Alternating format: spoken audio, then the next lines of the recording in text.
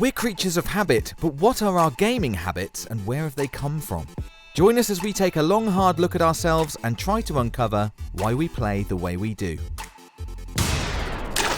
Hello and welcome to the PlayStation Access podcast, the official podcast of PlayStation UK. I am your host, Rob Pearson. We are joined today by Alex Young. Hello. And David Jackson. Hello. Today, I thought we would take a little rest from all of the games that are coming out at the moment, because there are lots. Yeah. And it's a busy old time, very exciting time. Lots coming up, lots we've already been playing. But I just wanted to have a chat and have a think about some of our gaming habits and rituals and how we like to play games, the time we set aside, the spaces we create, and how we like to play games with other people.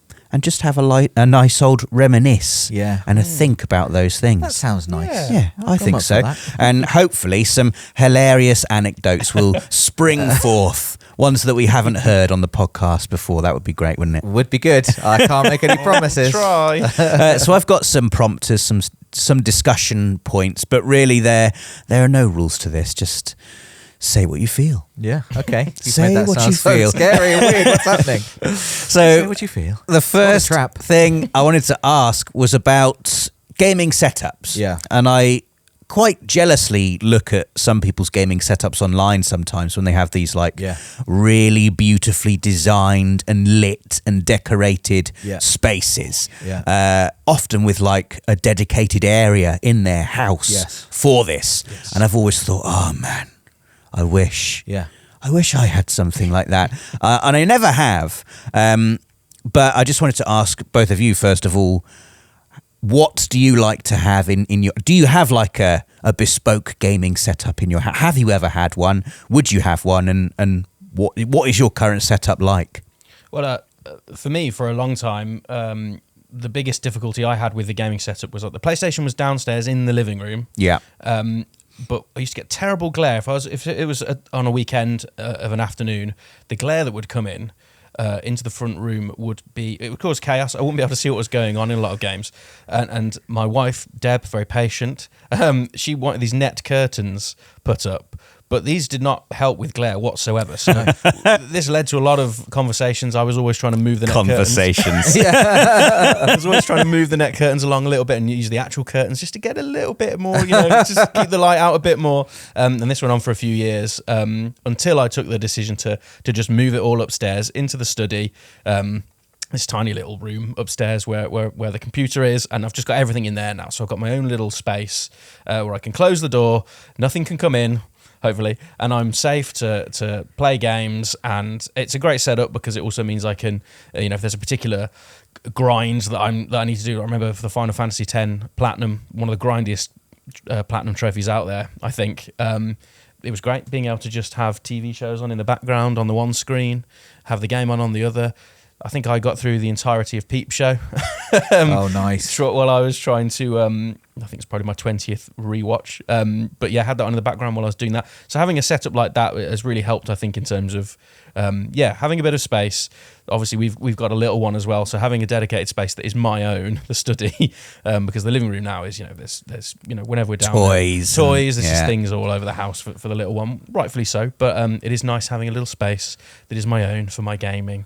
It wasn't until I spoke to you, Alex, that you pointed out to me the idea of having a second form of media on whilst trophy hunting. Oh, yes. And I felt like such a fool. I was like, of course. You were like, yeah, I really like just like if I've got a grindy trophy, just put on a podcast or something. I was like, why have I never thought about that? Of course, that's been like one of my problems with some platinum trophies is, it's like some grindy trophies where I'm just like concentrating on the same repetitive thing over and over again. I never considered like, and you've taken it a step further with another TV visual show. I don't know if I can do another visual. Sometimes I'll have the football on, and you can just listen to the commentary. Sometimes it's podcast, sometimes it's music.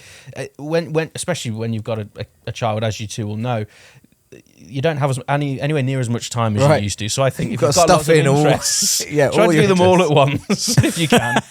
Get all the music and podcasts on at once. No, that is you're really shutting out the void there, aren't you? The silence. Oh yeah. Yes. Don't let the thoughts creep in. There could be no space for thoughts there. Yeah. TV, music, podcasts, video games. I also like that you're still referring to that room as the study. Yeah. Deb's talking to her friends. Like, how's Alex? And he's in the study. He's really good. He's do you know what? He's working so hard. He's been in the study all day. He's working Sundays. He's working Saturdays. I don't know what they've got him doing at work, but he's just working. I'm so proud of him. He's always working. But she's got beautiful net curtains. Well, this is it. Compromise. Life is all about compromise. Funnily enough, glare is a big thing, and if we're discussing ultimate gaming setup, I've thought about this honestly for years. I am lucky enough to own my own house now, so I can do this anytime, and I haven't done it. Put up a blackout blind. I should be putting up a blackout blind. What am I doing? The number of times I'm squinting, I'm like annoyed. We've in the room where I have my PlayStation set up. I have a blind, like a pull down blind over a window, but it's white. It came with the house.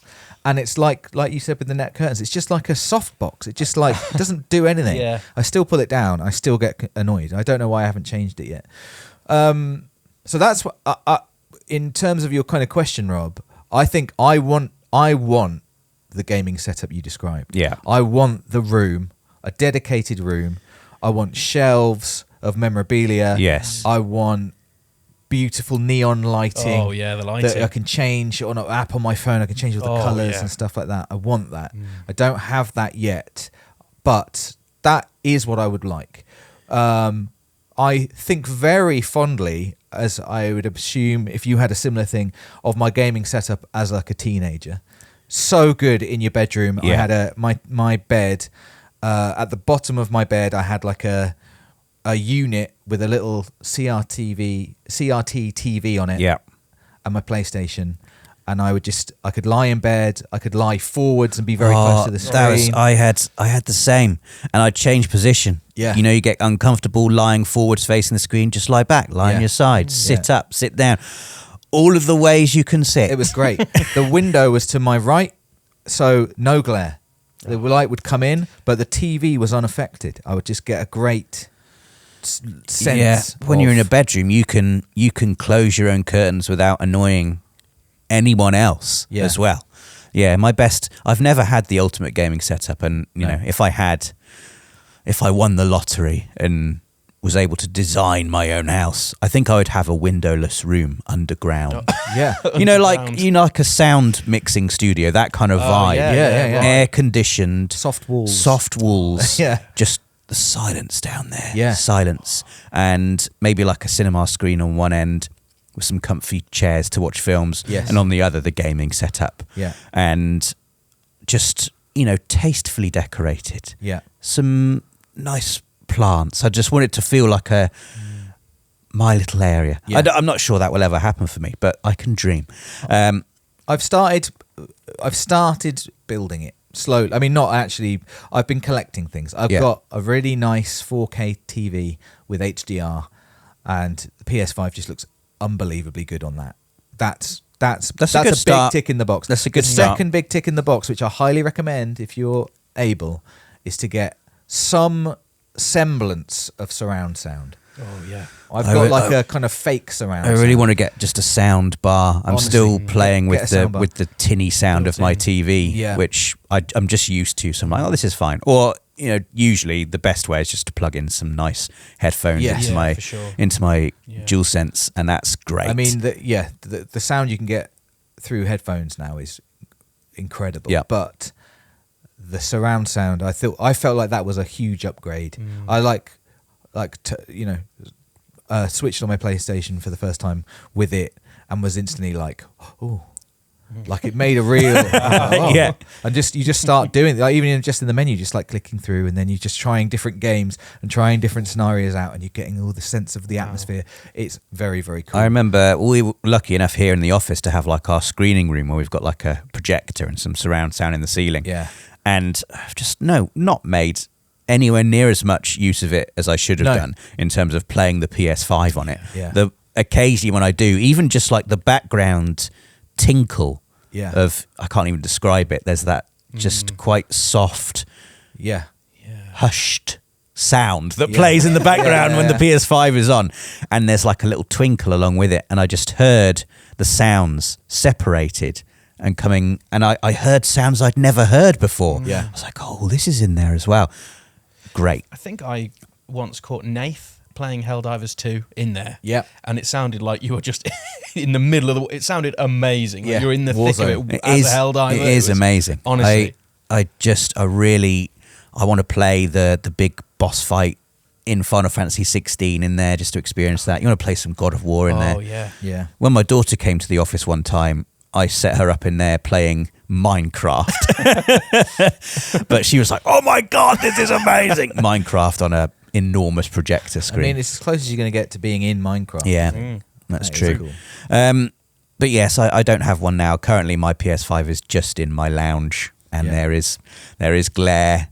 Yeah. There's a dog. There are other people. Yeah. During the day, you can't close the curtains really. So typically, this leads on to my next question, which is, do you have a preferred time when you game? And has this changed from when you were a child up until now? Because mine is definitely when everyone else has gone to bed. Right. Yes. And has always been that way, or at the moment it is, just because I have to take over the entire living room when I want to play my PS5, and it's just nice not to have to worry that I'm inconveniencing anyone else. Yeah. And there's no glare because it's nighttime. And I turn all the lights off. Yeah. So it's just the TV screen, Yeah. my headphones, and I carve out that little window of time from maybe between like 10 p.m. and midnight. That's like my Goldilocks zone. Yeah. Love it. Especially if you don't have to get up early the next day. Well, I was going to say, it's dangerous though, isn't it? Oh, it is. When you're playing something that the last time I was playing Final Fantasy VII Rebirth, I was staying up way past that time. Just because I was just so engrossed in it. Yeah. But it is the best. No one disturbs you. Yeah. I love the night. I'm definitely a night owl. I don't think I am. I mean, I love it too, but I quite like getting up early, and I haven't done this since becoming a father, but I do quite like getting up early to play games as well, because similar thing, I suppose, like not disturbing anybody, but also it just feels like I feel good about being up early, like, I don't know, like I'm starting the day. Yeah. I'm gonna start the day right by Get lots of playing. things done today, yes. Exactly. Yeah. But not good for glare. No. Not good for glare. It's not good for worry. glare, and also there's the constant ticking down of time until the rest of the world wakes up. It's inevitable. Whereas at night, I always feel like the night is forever. Yes. I always feel like I could just be here forever and it will never be morning. It's just that obviously it's because you it's can not true. snatch time from the night, because you can decide to go to bed much later than you should or need to even. But, there's always more time at night. Yeah, just Really. being more tired. Whereas, there's not always more time. If I get up at, 7 a.m., I'm always going to have to leave at 8:30 a.m. or whatever. It's like, I can't take more time there. No. But I mean, honestly, my answer to just like, do you have a time when you like to game? It's just any time. I like to just game, and it is like the chief use of my time. If I find some time, that's what I want to do. If I, and again, this has changed a lot in the past 8 weeks since becoming a dad. Now I have not had a lot of time, and so I'm having to steal time from work to That's what you're doing. Okay. Or maybe I can negotiate like an hour here or there within the week at home. But before that, it was just like my favorite thing to do. I come home from work, I turn on the PlayStation. I get up early in the morning, I turn on the PlayStation. We'd watch some television together, me and my partner. Then she'd go to bed and I turn on the PlayStation. Like I was just up for whenever. I think I'm the same. Whenever, definitely since becoming a father, the last couple of years, late at night when everyone's asleep, undisturbed. That is, I think, the best time for that sort of undisturbed block of a few hours. Yeah. But I'm always with you as well, Dave, in that any opportunity. Just the other day, I was so close to getting the Helldivers 2 Platinum. I was like, I'm going to jump on my lunch break. I'm going to quickly walk the dog, and then I'm going to get back, and we're going to have about half an hour to jump into one mission. And luckily, we managed to get the platinum on that one mission. I bet the dog always knows when you're going for a platinum, which is quite often because it's just like just gets shown outside very quickly. Come on, do what you got to do. It's one of those walks, back in. No, he's used to it, definitely. But you've got to take those opportunities and work it around all your other responsibilities. Getting in from taking the little one swimming over the weekend, still smelling of chlorine, still in still got wet hair, everything. Just get on the PlayStation because she'll go down for a nap, and that's when you can play some. So you've got to seize those opportunities, definitely. You do. What about when you were a child? I mean, then it was all bets right. Now it's just what a glorious time. We've talked before about summer holidays, and I mentioned my gaming setup. Like that's where I was, lying on my bed playing Tony Hawk's Pro Skater 2 the whole day. The sun would rise and set, and I would just be there. I've talked about the gentle breeze, the billowing curtains. Yeah. The sound of things happening outside, people like maybe children playing. Yes. Somewhere. Lorries delivering things. It's more than a hobby, it's like a lifestyle, I think. Yeah. Or it was for me, it was like, it was just a big part of my identity. I just loved it so much. And this was largely kind of, pre the internet. So as in I wasn't playing multiplayer games or anything like that. I was just playing games just by myself. And discovering them for yourself as well. That's true, There's all the hearsay and rumours on the playground about how to unlock and do certain things. There's all that sort of fun side of it as well, I think. But discovering games like that and having, letting your imagination run wild and what else, what's around the corner in this game, what's going to happen next. And I find myself these days, I'm very much like, well, tonight I have to get that boss killed. That's the objective for the session tonight. Right. Whereas when I was younger playing games, it was just, we're just going to play the game. We're just going to go in and enjoy it. What could happen? We don't know what's going to happen. That's a really good point, actually. I think just the sort of objective-based playing of games. I feel like I need a bit more of an objective now when I play, which might be, we're going to be, streaming this game soon, so I'll play it, or whatever. It can be something like that, but much less. But before times when I was younger, it would just be like, like you said, didn't matter. I would also be more than happy to watch someone else play games, go around to someone else's house, not touch a controller the whole day, just watch, someone playing GTA Vice City and just sat there happily, giddy, just like, this is so cool. I mean, this sort of leads into my next question, which is, do you play often with other people in the same place, i.e. couch co-op? Did you do this more as a child, and what are your fondest memories of this? And very similar to what you just said, a massive part of my gaming life when I was maybe 11 or 12 was going to my friend Darren's house. It was actually Darren who introduced me to Final Fantasy. He had two older brothers they had spending power of their own. Right. I was about 12 or 11 and his oldest brother was 18 or 19, so he was buying all of the games. He had no parents to tell him no. And so Darren would get all the games as well. And so one summer I just watched him play the entirety of The Legend of Dragoon, just every day after school, just be around Darren's house till maybe 6 or 7 o'clock at night. Then I'd go home, have dinner, and then just play whatever I was playing. And then, the summer holidays would come along and it was just entire days just sitting there watching someone else play a game in this tiny little room, tiny little corner of his dining room. Hardly any space at all, but it became like an entire world. There was like a magic in that little corner of the dining room where we just eat snacks, drink Coca-Cola, and I'd watch him play Legend of Dragoon. So good. I don't know if it's rosy glasses, but I feel like thinking about it, I feel like my favorite memories were like shared with someone. Even if I'm watching them play a game, it was so much magic in discovering games with someone else at the same time in the same place. So whether it was a multiplayer game or just a single player game, like I said, hours and hours of watching my friend play GTA games. And I'd sometimes get a go, and that would be really fun. But I also I'm sure I did care at the time, but like right now, I didn't care that much. We would still I'd get him to do stuff. I'd be like, go over there, do that, get that car. and it was so much fun, and enjoying like stories together from games, figuring out puzzles together. I really loved that. Similarly, you've hit the nail on the head, which I never really thought about. Was my friend was the youngest of 3 brothers. And so his elder brothers were just buying games and stuff. And I didn't realize until now, really, that we were benefiting from that. That's what it was. And I can remember his older brother was an artist, and he used to sit at this table and just draw and like paint whilst we were playing games.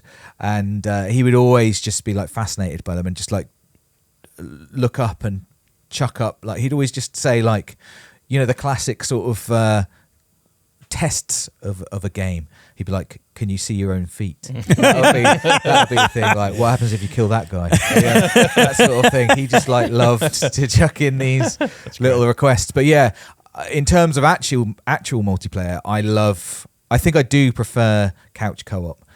I just really like being with other people and playing those games and having a laugh and getting competitive, all of it. I really, really enjoy that. And it's been great recently, kind of like introducing my partner to games like in couch co-op. We played It Takes Two together, which is such a good, amazing game. Yeah. And such a good like entry. She's not massively familiar with games, and it's such a good game to play with someone who's not that familiar with them. It's just fun, and it's really inventive, and there's so much to do and explore. And that's like a huge thing I've really enjoyed, is like that specifically. I'm starting to play. Sorry, Alex. No, I'll let you speak. No, I was only going to sort of just go down a bit of a nostalgic route with it myself. Just thinking about, I am an only child. Was an only child. Still am. Yeah. As far as I'm aware. So mum and dad were quite keen for me to spend time at other people's houses and get to know.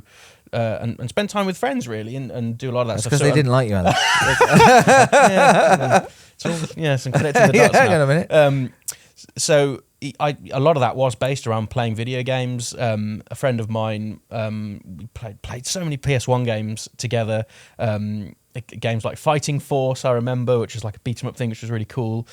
Vigilante 8, I remember quite fondly. We played against each other. I think it might be the first time we'd played a competitive game against each other, and just the sheer excitement of both being in this shared virtual space together and being able to attack each other with cars and shoot each other. It was amazing. And yeah, those like shared experiences as well. I experienced Metal Gear Solid for the first time with a school friend. It's just sharing those experiences and reacting together to those mind-blowing moments was amazing. That's so funny, actually. Just you've pointed out that I pretty much experienced Metal Gear Solid and Metal Gear Solid 3 in a similar way, really, by just through the way we chose to do it on the channel.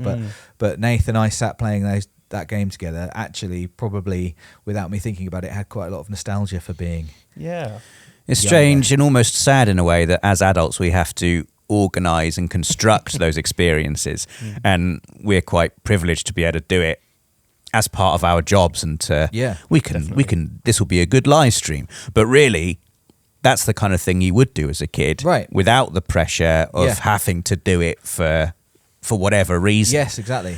Coming up with fun and inventive ways to play. Exactly. That was one of my favorite things about, again, like summer holidays, having lots of time with probably a few games, because I didn't have the means to buy them myself, is you would get really inventive with the ways you would play them, and then you would get some games would really lean into that, like a Tony Hawk's Pro Skater 2, where you could make your own skate park, and I would just spend hours. That's what I was doing in the summer holidays, trying to make the most outrageous jumps and push the game to its limits. Like, how big can I make this ramp and stuff like that. And I remember one like sleepover at my best friend's house where we spent the whole night in some wrestling game or another, just making our teachers in the wrestling game. We tried to have a Royal Rumble with teachers, and they all had entrance music, and they had like lighting effects and stuff, and it was just like amazing, great fun. So like one of my happiest memories. Oh, that's great. The probably the worst one for me was I for some reason I decided to tell. It was the same friend that I'd played Metal Gear Solid with when Metal Gear Solid 2 came out. A few months after it had come out, we both played through it. I decided one day to just say, I've beaten the tanker chapter on European Extreme. I've beaten it on European Extreme. I can do it. And I was going around to his house one day before school, before we got on the bus together, and he was like, all right, play a bit of it then, show me. And I was just a bit like, well, I don't know, and it just went terribly. I don't know what possessed me. It was one of those where I thought maybe people would just think I'm cool. European stream, no problem. It completely backfired, and the game is very, very difficult. On that level. I love the child lies. Yeah, because on the playground, all that kind of one-upmanship. Yeah, there'd always be someone who'd take it a little bit too far and just say something ridiculous. There's so many. It's before you could just immediately go on the internet and find the absolute truth of things and find walkthroughs and solutions. Right. There are always so many rumors about, special cheat codes in various games and lies about, if you go here and do this, you can find this thing. And you could say those lies and never be found out. Yeah. And it was almost fun to sort of like come up with your own thing. You could tell me a trophy you've got now and I could check on my own phone. Yeah. I go, no, you haven't. There's no room for lying anymore. We know Robbo now. I just haven't synced it yet. Yeah. Speaking of like kind of couch co-op and stuff, one thing I am getting very ahead of myself, but one thing I'm stupidly excited for is for my son to be able to play a PlayStation, and he's only 8 weeks old at the moment, so I've got a way to go. But you both have older children, and I'm wondering to what degree you have played games with them, if at all. It's only starting to really happen now, and my daughter is 9. So I think you've got some time to wait. She's enjoyed video games. From probably the age of 5 or 6, very casually. She'd play Minecraft, she'd play a bit of Spyro, but she just wanted to play the first level over and over and over. And as soon as she got anywhere where there were enemies in the game, I'd have to come in and do those bits for her. But the game, I think I've said on the podcast before, that's really seems to have, her gaming ability has just skyrocketed through Astrobot. She's so good at it now.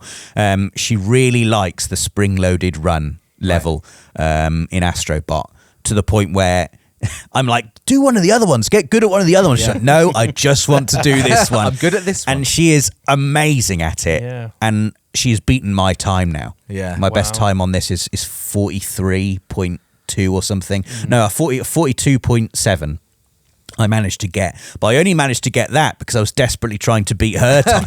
And so we've now got this experience where we like what we did on the stream, where I will have a few goes, and as I'm playing, she's like, give it to me, I want to go. No, it's my turn now. And I can feel myself like, no, one more. So I'm having like a genuine battle with my daughter now. And it's just so exciting. She had like some friends over for a sleepover for her birthday last year, and she was showing them Astrobot. I could hear her in the lounge whilst I was just in the kitchen, because when you have kids over for a party, you're like banished to the kitchen whilst they take over the living room.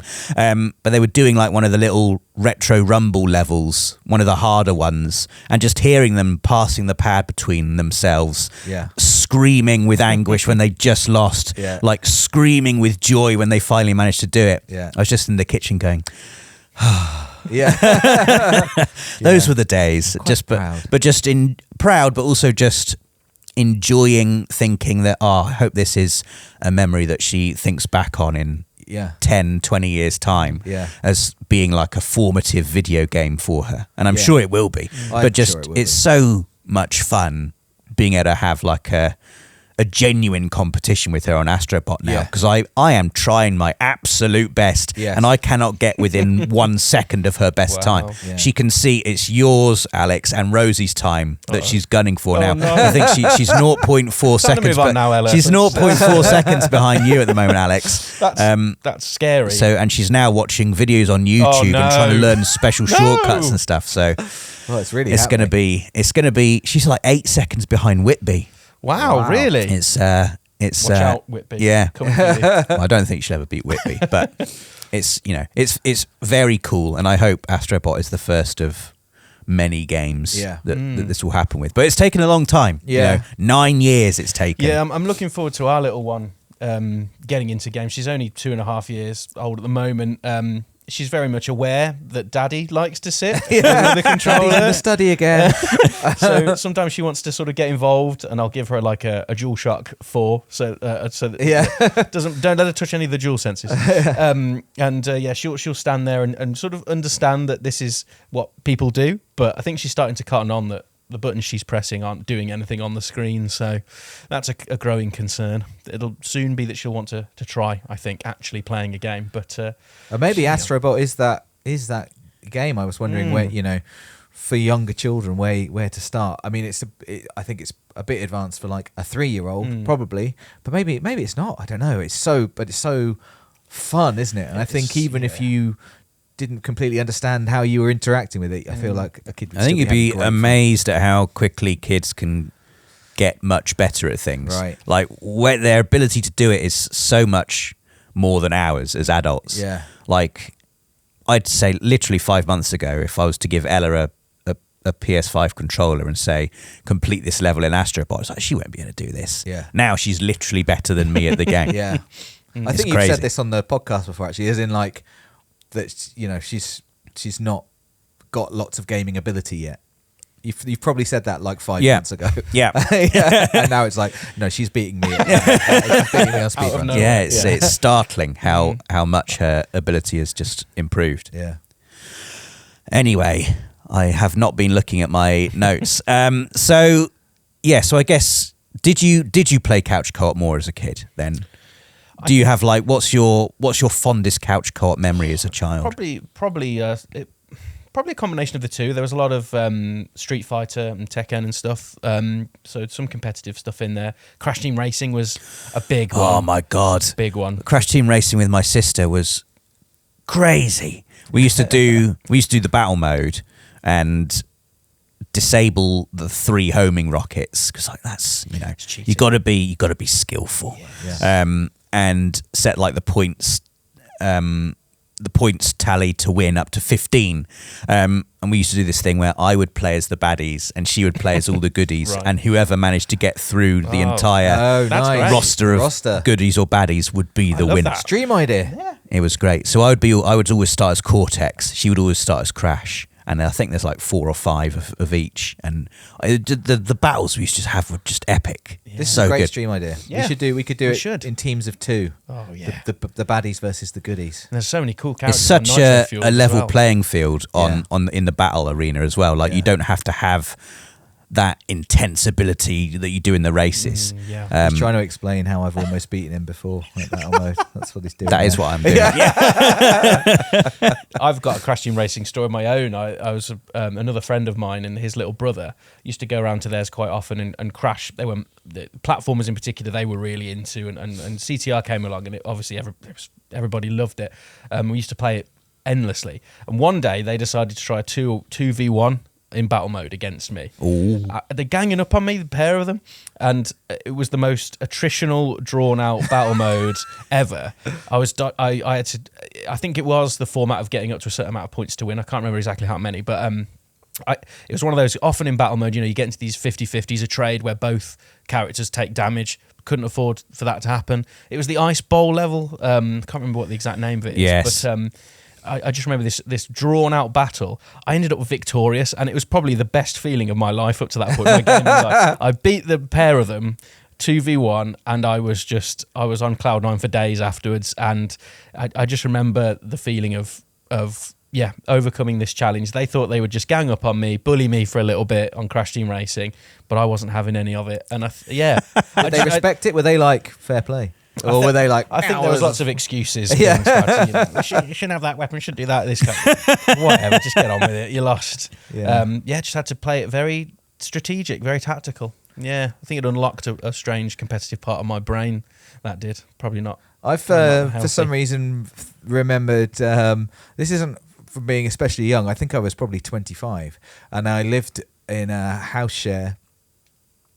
With a woman who was slightly older. She was 30, and it was her 30th birthday. We'd all gone out for a big night out for her 30th birthday, and the next day she was the worse for wear, should we say, and so she spent the whole day in bed. But her quite new boyfriend had stayed over, and he was in the house, and he I guess, I don't know whether he didn't feel like he should leave or he should kind of look after her, but he was basically just in our house, not really sure what to do. And I at that time, I mean, still one of my favourite games was Portal 2, but it was quite fresh to me then.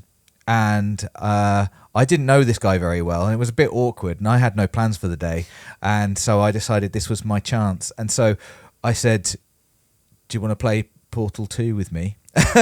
Co-op. And we spent the whole day, probably like 8 hours, just going through the Portal 2 co-op campaign, and which was great because I've really wanted to play it, and it's really good and really fun and smart and everything I wanted from Portal 2.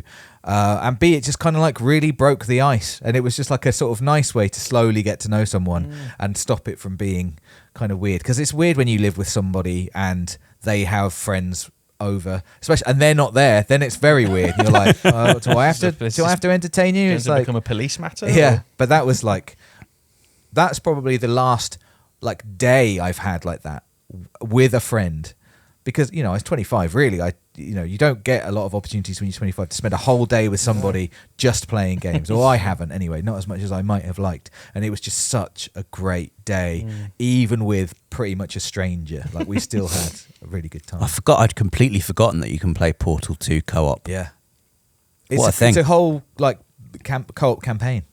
Moving on to online multiplayer, can you remember the first online multiplayer game Oh man, you ever played? that's a big. Because I can.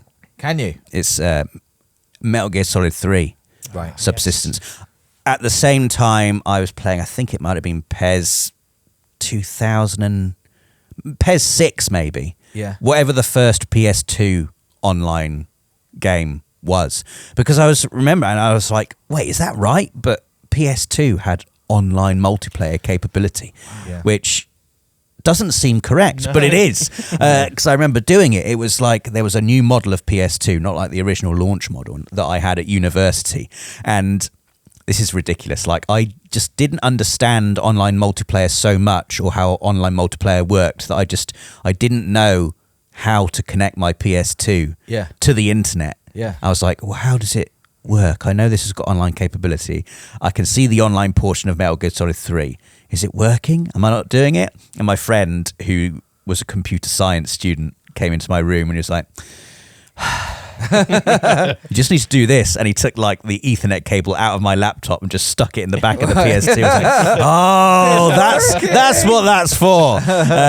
And it was just, I remember playing my first ever online game of PES 6 and just not being able to believe that I was actually playing PES against someone elsewhere in the world. Yeah. I was like, oh my God, this is actual magic. And I won the game 1-0 in extra time. And wow. What a feeling. The feeling was just unbelievable. Yeah. And then I discovered Metal Gear Solid 3 online, which still to this day I think is my favourite online multiplayer game I've ever played. Yeah. So good. What's the format? It was, there were various formats, but my favourite was the basic team deathmatch, where it was 4v4. Right. But it was the maps were so well designed. There was so much room and space for stealth and trickery and sneaking up on behind people. And you had items like the magazines, the swimsuit magazines that Snake can put down in the game to distract guards. You can put those down, and if you run into one, your character is like immobilized because they're just, oh, look at this magazine, and you just, often someone will just come out from behind a corner where they've been hiding and just pop you in the head. But it was my first experience of like teabagging. But in Metal Gear Solid 3, it was a salute. So you press triangle to salute, and I learnt I began to learn the language and the etiquette of online multiplayer through this game. You would kill someone, you have to quickly run over to their body before they respawn and give them a salute. And that was like the ultimate insult. Yep. And I remember developing a rivalry with this one person who would regularly be online at the same time as me. We'd regularly be against each other. And we'd have these really intense battles with each other. We were both really good at the game. So this is probably the only time in my life where I have been really, really good at an online game, to the extent where I was regularly dragging my team to victory single-handedly, getting the most kills. And this other person was as good. And so it's just so good. Just the constant trying to one-up each other, trying to come up with new tactics, trying to find new routes, trying to second guess. You'd understand each other's games where I'd be like, oh, I could see him over there. I know he's trying to lure me over to this place. Then he's going to come out from behind there. So trying to like second guess that and come from a different area. Yeah. Oh, it's so much fun. Yeah. I remember the day that they turned the servers off was an incredibly sad moment. I was playing right up until they did it. Oh, wow. And we were just like, we were all in like this game together, just sending messages to each other, being like, oh, well, it's been fun playing with you guys. Yeah. Wow. Yeah. And there's people I just, didn't know in real life, but felt like I had like some kind of connection with them. And never saw them again. Yeah. I think the bulk of my online gaming was spent playing the FC series, mostly Ultimate Team, and I just remember spending a lot of coins buying players with lots of pace, because that's what everybody seemed to do. That is the way. Yeah.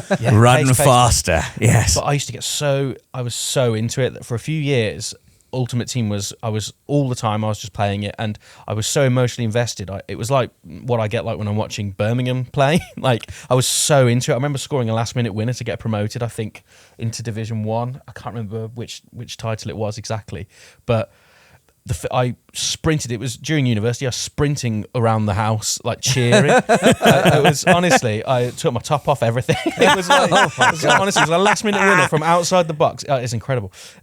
So that was a big thing for me. And then obviously playing Tekken a lot online. But those games are very humbling. There are lots of people out there that are a lot better at the game than I am. So I always end up hitting a sort of ceiling.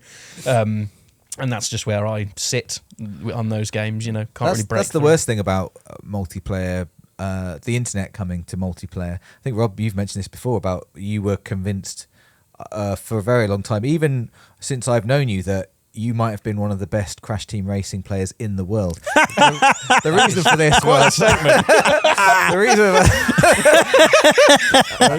the reason for that being that you had played tons of it, but only in a local multiplayer setting, because I assume it didn't have a online multiplayer. I was back then. really good at it on PS1. Yeah, my ability has absolutely waned now, for sure.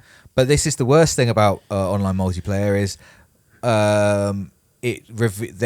there's always a better player. There's always a better player, and the internet will reveal them to you. Not always. No, not always. But I grew up with shooters. That was my sort of multiplayer of choice, and my first I think my first online multiplayer game probably was Call of Duty 3. It might have been Call of Duty 2. I definitely remember playing that couch co-op, but I can remember playing 3 online, and I was pretty good, but I was probably not as good as I thought I was off the back of having played those games just couch co-op, like with my friends, even with friends, and there would be friends who I thought were really good, but then I'd get better than them. But as soon as you go online, like I don't get me wrong, I would win loads of matches and be the best player sometimes, but there'd be a game, wouldn't there? There'd be a game where there was just someone who was just, how are they doing that? It'd be everywhere. Yeah. Those, and especially like in a shooter where you're just suddenly dead. You're like, what the happened? I'm not sure when kill cams were introduced to Call of Duty, but I used to respect the kill cam. Yeah. Well, the first Call of Duty I played online was 4, Modern Warfare. Right. In fact, that was what I played once Metal Gear Solid 3 had ended. Yeah. I got my PS3 at university, and Call of Duty 4 Modern Warfare was like the first online PS3 game I really got into. Yeah. And that's when I remember kill cams. Yes. Definitely being a thing. Modern Warfare 2 was my peak. I think that's when I was the best, and I had the most time I just used to get home from school and play Modern Warfare 2. Yeah. And it was and then there'd be a small break for dinner. And then back a small break. And I remember I loved it. I remember those maps so vividly, and I was pretty good. I think I was pretty good. But yeah, not the best by any means. No. But I'm quite a shy person, and I'm definitely a shy online multiplayer person. Never ever want to speak to a stranger. No, never, I agree. Never always have everything on mute, and sometimes that is not the most effective way to play a game. For example, Helldivers 2, probably better to be on comms and say, I'm going over here, or look out for that. Do you remember? Does someone want to get... I think it was E3 where I think you were with me. We were playing Payday 3, I think. One of the people who'd made Payday 3. And he explained to us, guys, we need to communicate when we play. And we were all very shy. No one knew each other and did that very British thing of just, we won't say anything. It was just the dev speaking.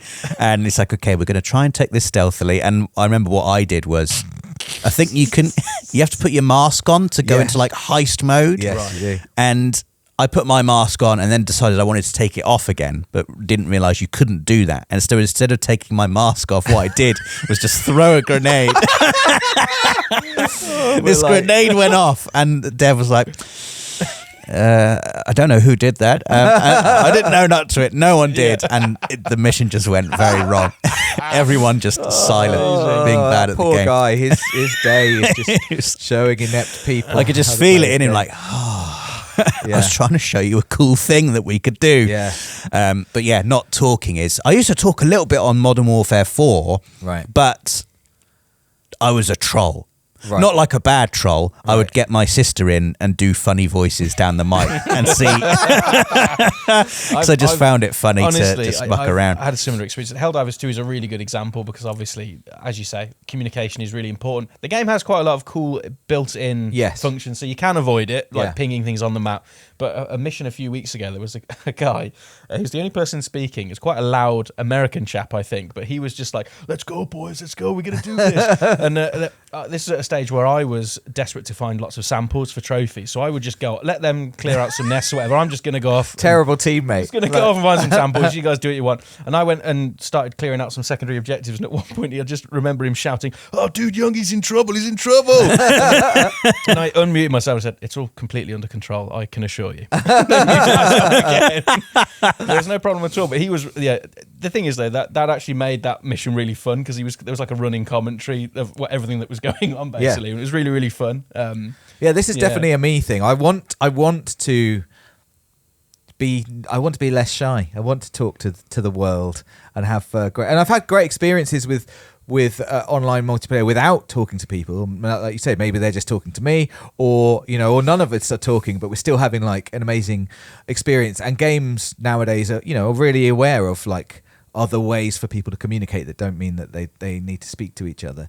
But another funny thing, Rob, you mentioned the saluting in Metal Gear 3 Subsistence, and it made me think a little bit of Rocket League, which I remember when it first came out.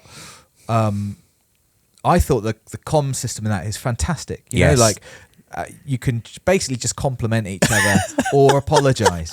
And for a while, I think people used it really sincerely. Yes. And at some point, there was like a turning point where someone would start spamming "nice shot," and I suddenly realised, like, I don't think they mean that. Oh, nice shot. Do you remember when we were playing against another team online? And they had 2 good players and 1 quite bad player. And we were about 4 or 5-0 up, and they just messaged their team player saying, like, "John, sell your PS4." That is an all-time message. Oh, it was so good. It was good. Man, Rocket League. Oh, we should play some more. Yeah, we used to play it so much. It's just a fantastic We used game. to play PES Master League at lunchtime. Yeah. That was some intense co-op. That's a great point. I mean, we're talking about co-op. Dave and I went on a trip once, and we took a PS4 and PES to the hotel we were staying in, and we set it up in one of the hotel rooms, and we must have been playing it till God knows what time in the morning. Yeah, I think we were on a Champions League run. We were. So we were like, we've got to see this. Yeah, definitely. Yeah, rare opportunity. Great times. I've not been able to get through all of the questions I wanted to get through, and we are fast running out of time. So I think I will switch across now to, I think we've talked enough about online multiplayer. We've covered all of those questions.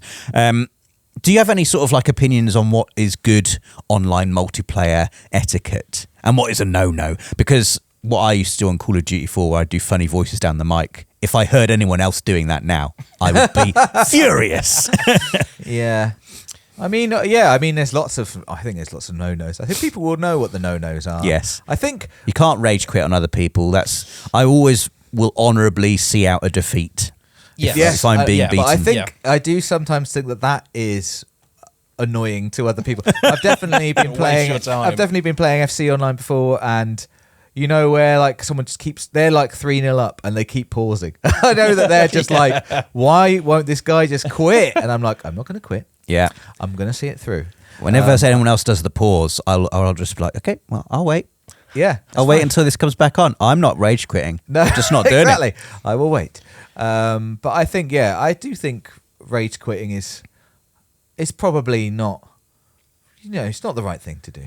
It is actually funny when you're beating someone on FC and they rage quit. Oh, yeah. I take a lot of pleasure in that, actually. That is, it's a good feeling. I did it in a Tekken 8 online fight a while back. A guy soundly beat me, and the way that Tekken is structured is you're supposed to sort of have, it's like a best of 3 fights before you quit. But after the first fight, I was like, this is a waste of time. I'm just going to quit. I'm leaving. So I just closed the game down, but let's take a break. We'll come back later. But then I turned my PlayStation on and the guy had messaged me and said, get back in here, boy. Like, okay. And I'm just like, maybe is that overstepping the line? I don't know. Yeah, he was enjoying kicking my butt. Like the dog in Tom and Jerry, just not letting Tom go. Yeah, I think, and I would like to, make a case for the shy people out there, just for the less shy people, just to say that, I hope it's okay for us shy people to be quiet sometimes. Yeah. I think so. Sometimes I've played a game with, like, my friend Miles is absolutely not shy. Right. And I actually quite enjoy the experience of being led through by someone who will talk to other people. True. And it's, totally I feel like I'm being looked after. Yeah. And also that I'm getting to experience the game to an extent that I wouldn't otherwise. I'm like, I'm actually in a team that's communicating here and this is fun and I don't have to do any of the heavy lifting. That's so true. I can just chip in every now and again with, help me, res me, please. I am so happy to be talked at. Yes. Yeah. And I'm happy to take instruction as well. Yeah. Oh, for sure. Like, do this thing, do that thing. Yeah, no worries. I'll be a team player. That's fine. That's another thing in Helldivers 2, though. I think often there's players that might have a high level, but actually I found with Helldivers 2 that isn't necessarily an indicator of skill or like leadership skills anyway. There are often players that will tell you they're pinging things all over the map and telling you what to do. And all it takes is, a misplaced orbital and they've wiped the team. I've seen it so many times where like that high-ranking player is telling everyone what to do and ends up killing everybody with a misplay. Look at my cool orbital. Oh God, it's going to kill everyone. So I think there's also online etiquette. It's important to let players sort of let lower rank or lower level players, let them experience the game, let them find a foothold. Don't just tell them what to do. Of course, a bit of guidance, a bit of steer is good, but I think you've got to let players, especially in Helldivers 2, the game is built on mistakes and that's where the hilarity ensues. And I do like it when a game is just built in such a way that you can be like that and you can make this. So there's like a culture of in Helldivers 2. It feels like, whereas if I made a mistake in something like Battlefield, I'd feel quite sheepish and like everyone's going to be cross with me. Whereas in Helldivers 2, you get the feeling that everyone thinks it's quite funny. Yeah, definitely. It's completely built around fun and fun to fail. Yeah, definitely. I think that is unfortunately all we've got time for. I've greatly enjoyed chatting about these things. Same. And remembering how we used to play games when we were younger. If you are listening or indeed watching this on YouTube and you have any of your own personal stories you'd like to share, please do write them down in the comments. We'd love to see them and read them. And don't forget to join us again in another 2 weeks' time when we will have the next episode of the PlayStation Access podcast. We'll see you then.